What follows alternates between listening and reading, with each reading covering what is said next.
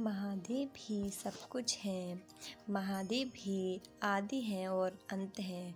और जब जब हम महादेव की बात करें तो प्रभु के साथ जुड़े नंदी को हम कैसे भूल सकते हैं। जहाँ पर भगवान शिव की पूजा होती है वहाँ नंदी को भी याद किया जाता है। हर मंदिर में देखा जाता है कि भगवान शिव के सामने ही उनके वाहन नंदी की मूर्ति स्थापित होती है। जिस प्रकार भगवान शिव के पूजा और दर्शन का महत्व है उसी प्रकार नंदी का महत्व है। नंदी भगवान शिव के वाहन ही नहीं है बल्कि उनके परम भक्त भी हैं। कहा जाता है कि अपनी मनोकामना नंदी के कान में कही जाए तो वे भगवान शिव तक उसे ज़रूर पहुंचाते हैं। आपने देखा होगा कि नंदी मंदिर के बाहर विराजमान होते हैं। कहा जाता है कि नंदी बाहर इसलिए विराजमान होते हैं ताकि भक्त आसानी से अपनी बात पहुंचा सकें। तो आखिर क्यों है ऐसा, क्या है इसके पीछे की कथा, आइए जानते हैं इस वीडियो में। मगर उससे पहले अगर आपने हमारे चैनल को सब्सक्राइब ना करा हो तो सब्सक्राइब कर लें और बोलें हर हर महादेव। शास्त्र में इस बात का जिक्र किया गया है कि भगवान शिव ने नंदी को दिया था कि जो भी अपनी मनोकामना तुम्हारे कान में कहेगा उसकी इच्छा जरूर पूरी होगी। कहानी शुरू होती है नंदी के पिता प्रहलाद से। प्रहलाद ने जमकर भोलेनाथ की तपस्या की थी ताकि उन्हें एक संतान प्राप्त हो और उनका वंश आगे चल पाए। भगवान शिव ने उनकी कठोर तपस्या से खुश होकर उन्हें पुत्र रूप में प्रकट होने का वरदान दिया। वरदान में प्रहलाद ने बैल जैसा पुत्र मांगा। कुछ समय बाद भूमि जोतते समय प्रहलाद को एक बालक मिला जिसका नाम उन्होंने नंदी रख दिया।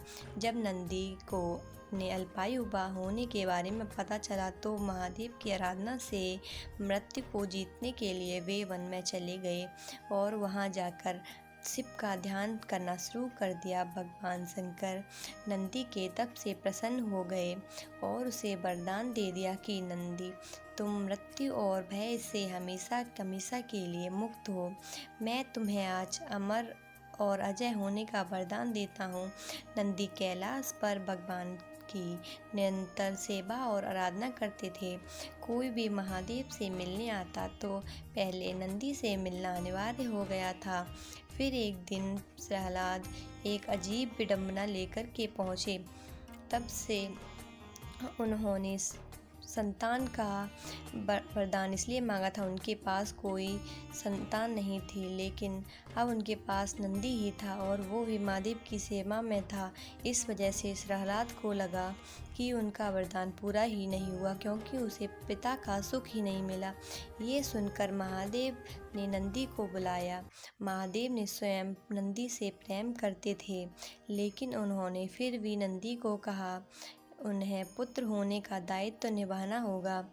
इसके बाद महादेव ने प्रहलाद के साथ जाने को कहा।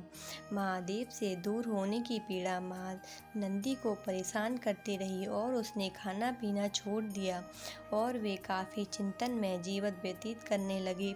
अपने पुत्र की यह दशा देखकर प्रहलाद एक बार पुनः महादेव के पास गए और उनसे प्रार्थना की कि वह नंदी को वापस बुला लें क्योंकि वो अपने पुत्र की ऐसी दिशा नहीं देख सकते थे और उनका वंश यह बात का प्रतीक हुआ कि भगवान शिव से हम उनके पुत्र से प्रेम करते हैं। क्योंकि नंदी के जाने के बाद उसकी बहुत ही याद सता रही थी। खूब नंदी के इस अतुल्य प्रेम को देखकर ही महादेव ने उसे वरदान दिया कि कोई भी प्रार्थना अगर महादेव तक पहुंचानी हो तो नंदी के कान में उसे बोल दिया जाए तो प्रार्थना सीधे महादेव तक पहुंच जाएगी। यहाँ तक कि माता पार्वती ने भी भगवान शिव तक संदेश पहुंचाने के लिए नंदी के कान में ही बोला था। नंदी सदैव भगवान शिव के सदैव साथ ही रहते हैं।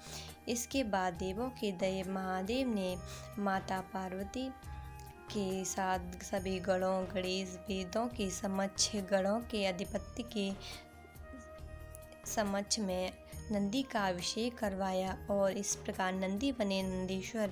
इस कथा से हमें यह पता चलता है कि महादेव अपने सच्चे भक्तों को कभी अकेला नहीं छोड़ते हैं। पौराणिक मान्यताओं के अनुसार उनका विवाह हो गया और कहते हैं कि नंदी का वो वरदान दिया था कि जहाँ उनका निवास होगा वहाँ नंदी भी हमेशा विराजमान रहेंगे।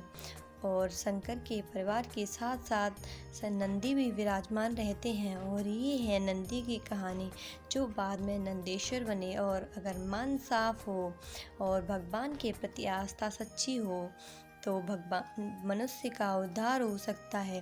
तो बोलो हर हर महादेव।